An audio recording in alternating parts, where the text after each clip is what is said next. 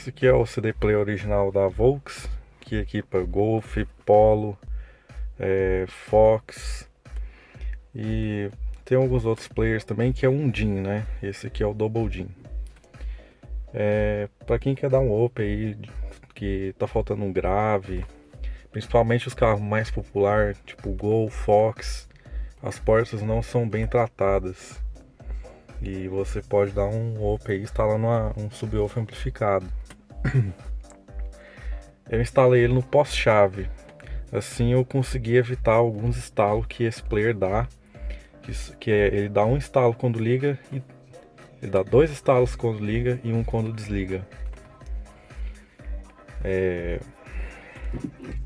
Então eu vou mostrar a caixinha ali atrás.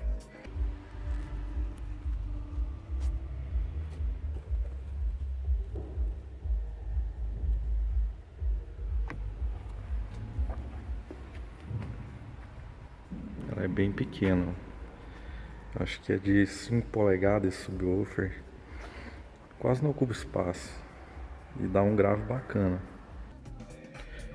A caixinha ela foi ligada bem aqui na porta do motorista, bem onde puxa para abrir o capô. Ligou no alto-falante aqui da porta esquerda e ligou o mais e o menos da caixinha no poste-chave. Ela liga e desliga aqui. Então eu vou aumentar um pouquinho para ver. Acho que no vídeo não vai dar para ver muita coisa, mas quem sabe.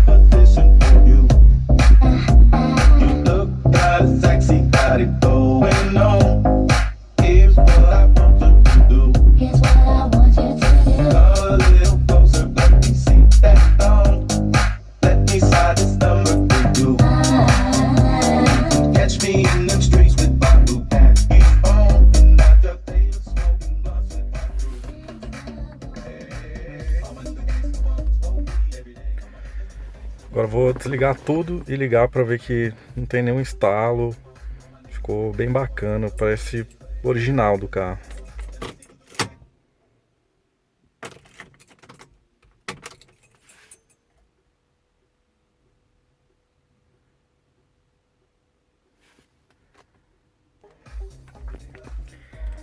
Para quem quer dar um up aí no som original, o mais indicado é você instalar essa caixinha.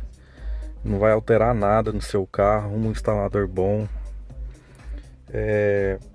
Essa caixinha ela acompanha perfeitamente o som original. Mais do que isso aqui, já fica exagerado o subwoofer. Então compensa bastante para quem quer manter o som original, manter ali o computador de bordo ali em cima ali, ó, para não perder as informações do rádio. Deixar o play original, o carro todo original com um somzinho bacana.